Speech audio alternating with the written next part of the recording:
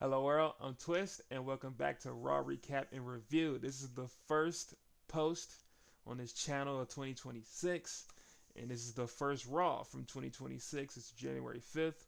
It's in Brooklyn, New York, and it's a special episode because this is the 1 year anniversary of them being on Netflix and the Stranger Things edition version of the show. And in general, there is nothing really special. It's just a whole new aesthetic. You know, on the entrance way they have vehicles and things related to Stranger Things, and then on the ring side they have the upside down aesthetic on the ring side on the announce table, and the announcers, Michael Cole and Corey Graves, actually pop out of a Stranger Things van as their whole thing. You know, there are no Stranger Things actors involved in this show. You know, but I love Eleven and the boys in Stranger Things, but what do they know about wrestling?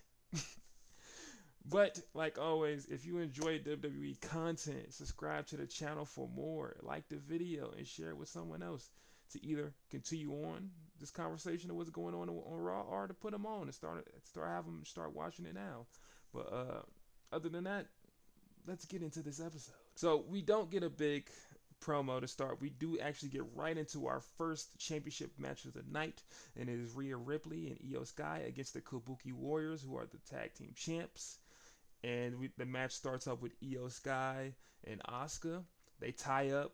They have a back and forth going on with the tie-ups, but that leads to Io getting hit with an Irish whip. She hits the rope, but she cartwheels, flips out of Asuka's attack, and that leads to her doing a leg sweep on Asuka and hits her with a drop kick on the ground. Asuka rolls out the ring to get away from Io, and Kairi Sane tries to attack Io Sky from behind, but Io reverses her, gets her outside the ring. The Kabuki Warriors are now outside the ring now, and Rhea Ripley on the apron does a big cannonball into the Kabuki Warriors on the outside. So now Rio have the advantage, and that's how we get on to our first commercial break of the night. Back from the commercial break, we have Rhea Ripley doing some offense on Asuka. She tries to land a suplex, but Asuka reverses it and hits her with a big knee. After the big knee, Rhea retreats to the apron. Asuka tries to land her big attack when she throws her backside, but she gets caught onto the rope, and that leads to Rhea throwing her outside to the ring. And then Rhea Ripley tries to do the cannonball on the Kabuki Warriors again, but they dodge it this time. And then they pick her up and throw her into the barricade. They start aura farming, start getting taunts in. And then they get back into the ring. Asuka tags in Kairi. Kairi has Rhea Ripley in the corner and does a figure four leg choke. So she's choking her with the legs on the rope, and then gets on the top rope and lands a big forearm, but we only get a 2 count off of that. Now, and then Kairi picks up Rhea Ripley trying to do another tag team move, but Rhea Ripley fights out of it, lands a big headbutt. After the forearm, Kairi tags in Asuka, so Asuka to get in the ring. Asuka picks up Rhea Ripley. Rhea gets her come back in. She fights back, heads butt Asuka. Kairi Sane is on the top rope trying to wait for the move, but Rhea Ripley sees her. Kairi tries to jump off the top rope to attack her. Rhea catches her, hits her with a big fall away slam. That leads to a double down, which obviously equals hot tag. Io Sky gets the hot tag, big Shote elbow, big sling blade. Shout out Seth Rollins. And gets on the top rope and does a missile dropkick to both Kabuki Warriors. Then it's the you know what I'm saying? Got an aura farm for the people. After the dropkick, Asuka's down in the corner. Io tries to hit the bullet train, but Asuka reverses it and ends up getting Io on the apron. But Io fights back, knocks Asuka down, and then tries to do a springboard, but it gets caught by Kairi Sane. She drags her foot down. After she dragged her foot down, now Io is stuck on the ropes. Asuka attacks her, tags Kairi back in, and then Kairi gets on the top rope and does a big coup de grace type stump on Io on the ropes, and that's how we get to our next commercial break. We get back into the commercial break with Kairi Sane doing a version of her Walls of Jericho on Io Sky, but Io Sky rolls out of it, does a big stump onto Kairi, and we get to another. You know how it go. Hot tag! We get a hot tag between Rhea and Kairi. Rhea wins the hot tag. It's a big slam on Asuka. Big drop kick on the ground on Asuka on the floor. After the attack on Asuka, Rhea gets Kairi Sane, lands the Razor's Edge, tags in Io for the missile drop kick. You get a 1, 2. You get a kick out of that. That surprised everybody. But Rio, they still on the attack. They pick Kyrie up again, hit her with a riptide. She tries to tag in Io for the over the moonsault, but Asuka gets in the ring. Asuka throws Rhea into Io on the turnbuckle. That leads to Asuka doing a code breaker, and then Kyrie goes for the pin, but that gets a kick out. After the kick out, Kyrie tags Asuka back in. She does a big sliding knee on Asuka, but that gets another kick out.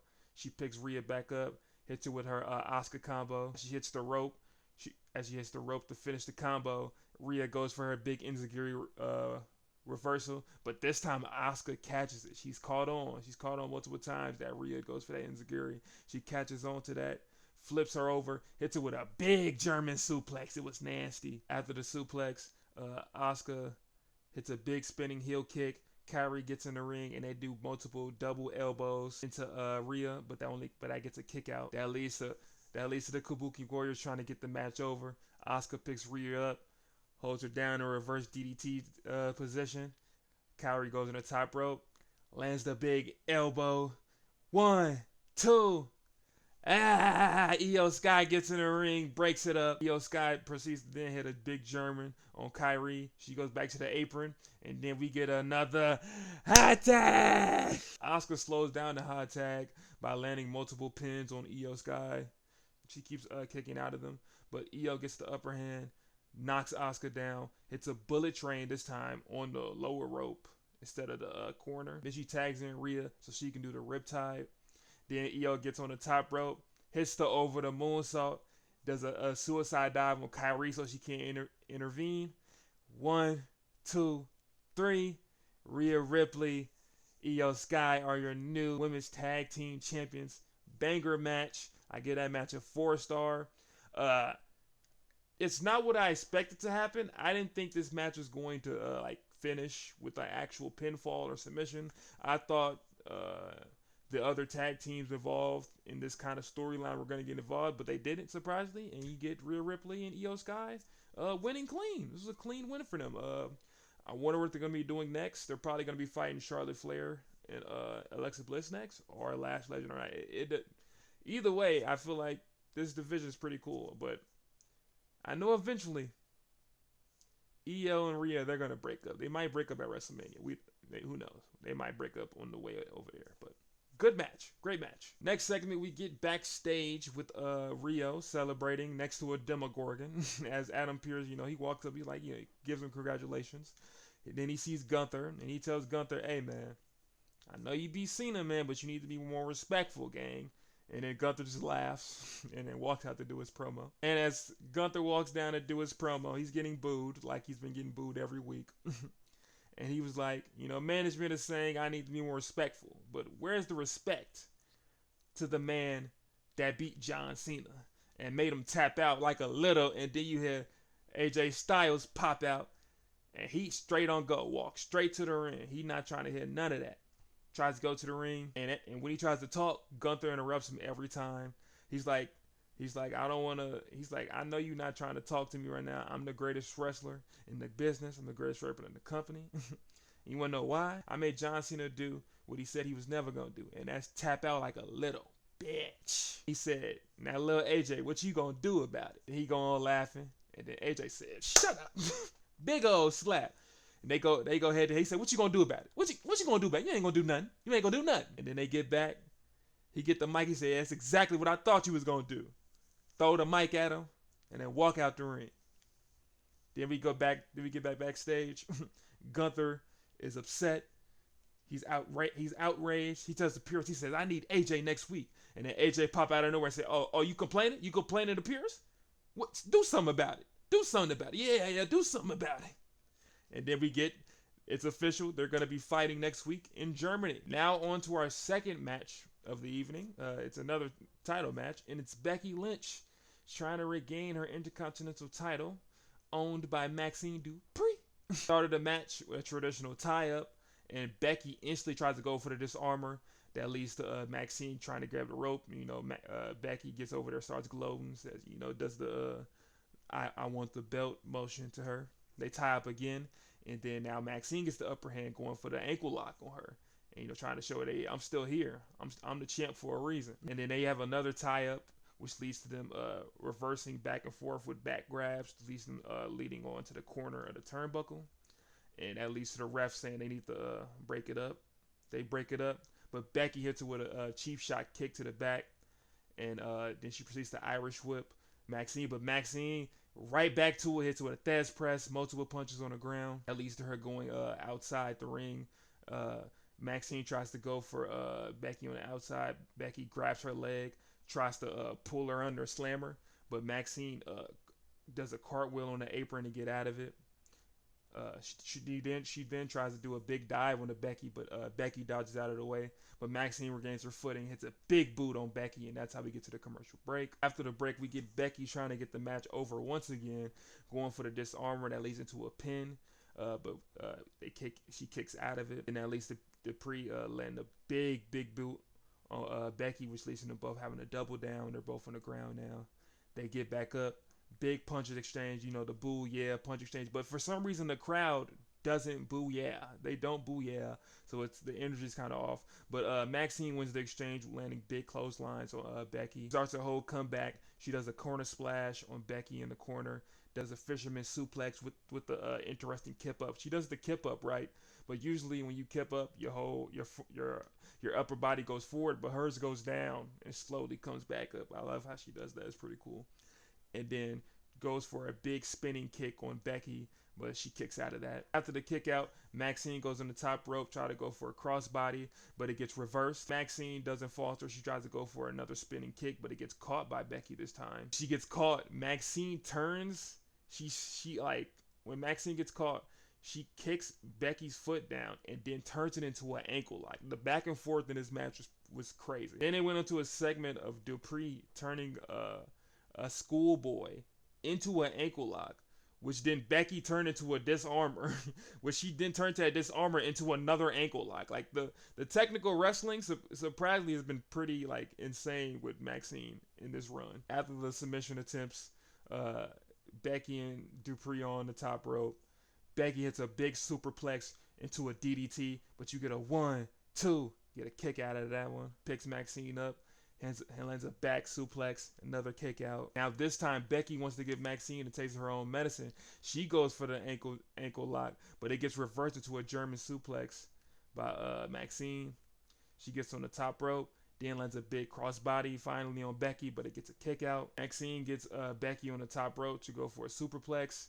Becky drops down and goes for a big power bomb. And then as she's going for the power bomb, Maxine fakes a hurricanrana to drop down and then grabs her ankle, and she's just wrenching on her ankle. She's pulling back on her ankle, and as she's pulling back on her ankle, she's near the ropes. Becky finds a way to get up and roll backwards to pin Maxine's shoulders on the ground, and she holds the rope for leverage. You get a 1, 2, 3. This match, when I really went back on it, this was a fire match. Maxine gets better every time. I would give this a 4-star as well. I give this another 4-star match. Becky gets her belt back by cheating, so which probably means they're gonna fight again. But it's really impressive of what they've been doing here. It's interesting they keep making Becky she's supposed to be the best wrestler of all time. It's not just me saying that; it's her saying it. It's Sports Illustrated saying. But she has to keep finding these ways to beat Maxine, who you were under kayfabe reasons she's not on her level, but she keeps going to these levels But Maxine is now back on the hunt to get her belt, and it's interesting to see how we go with there. And now the last segment of part 1 of this episode, we get the Usos with multiple yeetings. Surprise! They still are going out with "It's Just Me" Us, which is interesting. You would think by now they would have changed the music to the original, or they at least have a new version that includes Jimmy in the theme, but they have multiple yeetings, run it back, multiple yeetings. They say that this year 2026 is the year for the Usos, and they're giving out a warning to every team that they're not gonna beat them. They're the best, and they want all the smoke. And so they're sending out warning shots to everybody that, hey, if you coming over here, they're gonna knock you down. And then they get back to yeeting. So now that is the end of part 1 of this episode. I do these Raw recaps and reviews in 2 parts, so make sure to watch part 2 to get the rest of what happened during this episode and to hear the discussion of the big match between Braun Breaker and CM Punk as the main event. I'm Twist. Watch part 2!